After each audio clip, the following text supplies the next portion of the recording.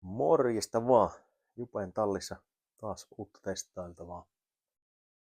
Syksyllä, melkeinpä talven puolella tuli asennettua tuohon kuraan roiskuttimeen tuo Laserin Linear 6 Elite Plussa, mikä pienten valojen saralla on ollut aika lailla lyömätön, mutta tässä nyt tuli talven aikana speksejä selailtua ja nämä Optibeamin Pure-sarjan valot vaikuttaa kyllä aika hyviltä ja niitähän piti heti saada testiin.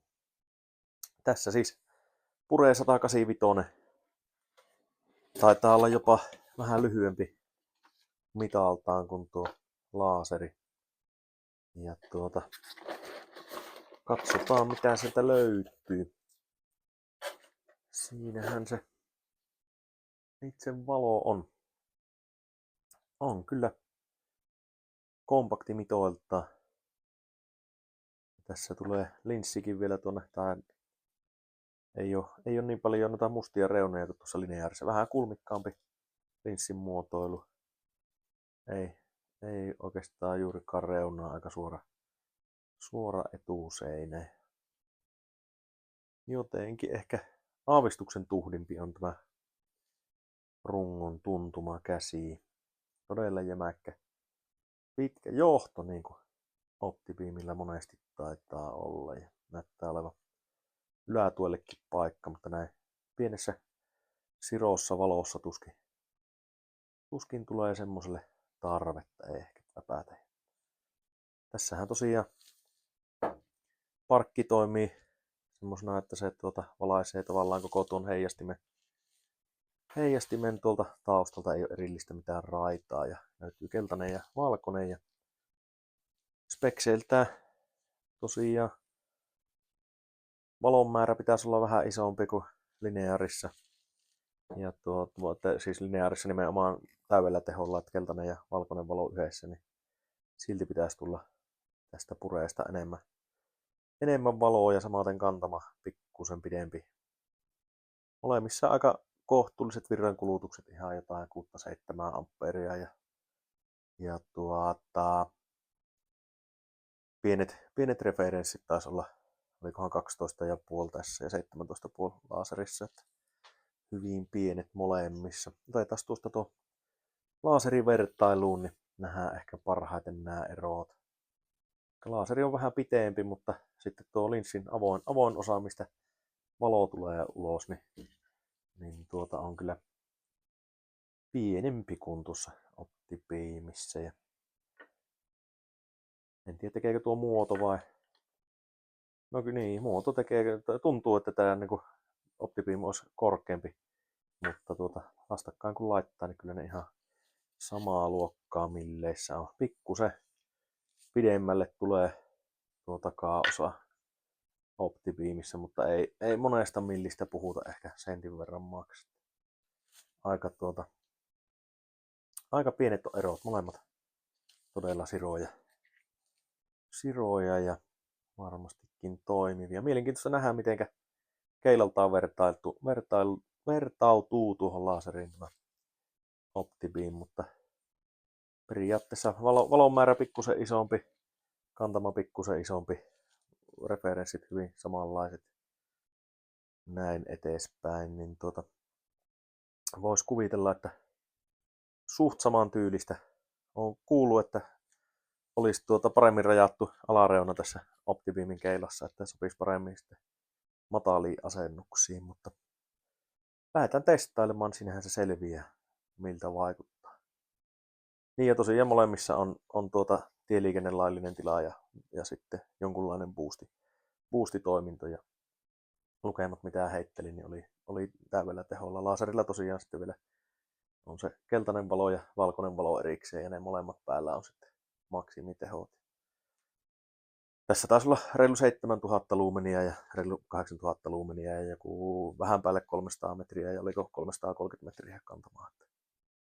Että tavallaan pikkusen eellä kaikessa pitäisi olla Optibeam. Ja katsotaan miltä vaikuttaa. No niin, siitäpä päästiin metsän siimekseen. Tässä on tämmönen nätti pieni vähän kelkkauraa isompi pätkä, niin ehkä noille pienille valoille hyvä testailupaikka. Ja ei kai siinä, pistetään pureja pidemmittä puheitta päälle, niin nähdään miten se näyttää. Sieltähän se terähtää ja valoa tulee kyllä ihan kivasti ja tasainen, leveä keila. Tämmöisellä kapealla uralla niin ei varmaan 10 metriä ole tuosta valosta ennen kuin on ihan laidasta laitaa valaistu pätkä. Ja tuohon ihan etualalla se tekee tuommoiset pienet viikset maahan, mutta ei nuo varsinaisesti häiritse, mutta siihen jää tuommoinen pieni tumma alue ja siitä eteenpäin sitten hyvin tasainen ja leveä keila. Värisävy ainakin tälleen valkoisessa lumisessa metsän siimeksessä niin näyttää aika sanotaan, että vähän kylmemmälle kuin mitä odottaisi 5000 kelviniä listatulle valolle, että aavistuksen lämpimämpää odotin, mutta kaiken kaikkiaan on kyllä pieni ja pippurinen valo. Valon määrä on kyllä hyvä ja keila tasainen, leveä ja sopivan korkuinenkin. Ei näytä, että puulatvat valaistuu, mutta riittävän kurkea kuitenkin, että jos oksia tolleen, niin kuin tuollakin näkyy, vähän roikkuu tien päällä, niin näkee, että osuuko ne päähän vai ei. Vaihdetaan sitten laaseriin, katsotaan miten se vertautuu. Ja tässä siis laser on kaikki valot keltaiset ja valkoiset päällä. Niin sepä lähti siitä. Ja värisävyhän tässä niin kuin kokonaisuutena, varsinkin tässä etualalla, mihinkä se keltainen valo enemmän osoittaa, niin on kyllä mukava lämmin, mutta tässä kyllä voi hyvin uskoa sen, että sitä pikkusen enemmän rykyä lähtee tuosta pureesta kuin tästä laaserista, että kooltaa hyvin samaa luokkaa, ehkä jopa aavistuksen pienempi, ainakin aavistuksen kapeampi, pikkusen syvempi on tuo pure, niin antaa kyllä aika kovan vastuksen laaserille tässä koko luokassa. Keilan leveys ehkä samaa luokkaa, ainakaan merkittävää eroa. En tiedä, olisiko ihan aikaisemmin tuolla penkoilla valoa tuossa laaserissa. Ehkä melkein parhaiten näkee tuosta kameran kuvasta, kun siinä kontrastit aina vähän korostuu. Vähän vastaavat, mutta pienemmät tuommoiset hajavaloviikset antaa laaserikin, että siinäkin mielessä optiikka on hyvin samantyylinen. Ja käytetään vielä pureja sieltä päällä. Noin se rävähtää, niin siitä niitä eroja näkee. Ehkä tosiaan ihan aavistuksen kapeampi on tuo keila kuin tuossa laaserissa. Ja hajavalo lähtee tästäkin hyvin tuonne penkoille, mutta ehkä laaserissa pikkusen pehmeämpi on tuo keilan reuna, mutta ei puhuta isoista eroista kyllä. No ehkä joo, kyllä. Edelleen, ainakin tälleen paljolla silmällä katsottuna, niin yhdyn edelliseen puheenvuoroon. Että semmoiset pienet erot siinä on. Ja tosiaan pikkusen kylmempi on tuo sävy, mutta ei tuo nyt mikään sinertävää ole. Että ihan hyvin näkyy kyllä tuommoinen puhdas valkoinen.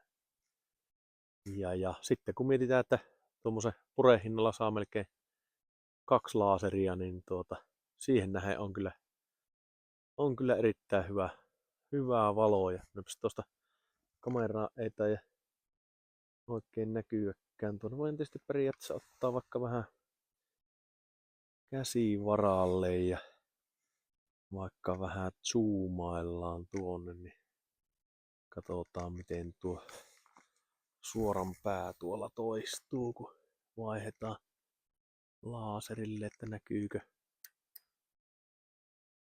No joo, kyllä siinä pieni ero on, että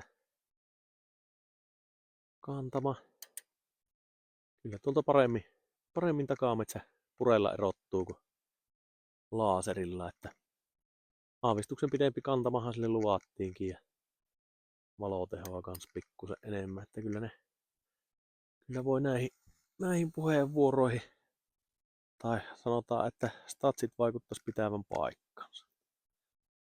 Ihan siltä näyttää, mitä lukemat antaa ymmärtää. Joo, ei kai siinä. Tämän otannan perusteella niin oikein hyvä oloinen valo. Ihan testata tuossa vielä, se on nyt tuossa testipenkissä suunnilleen polven korkuudella. Eli ehkä semmonen moottoripyörä ehkä jopa vähän matalampi korkeus kuin mitä normaalisti semmossa. On tuosta vielä käsivaralla vähän laskea tuonne alemmaksi, katsotaan mitenkä se vaikuttaa tuohon keilaan. Mutta hyvin on tosiaan tässä rajattu tuo keilan alareuna, että nyt ollaan tuolla jo melkein nilkan korkeudella ja aika kivasti se sieltäkin saa suunnattua. Että vaikuttaa oikein asialliselle monessa suhteessa. Jees, positiivinen vaikutelma jääpi tästä, varsinkin niinku hinta, laatu tai valon määrä keilasuhde niin on kyllä hyvä. Ja noin pienestä valosta niin lähtee kyllä paljon valoa. Jees, seuraavaksi sitten sitä isompaa 730 puree vähän testailemaan. Katsotaan miten se käyttäytyy. Että semmoista sitten seuraavana luvassa. Ei kun moro.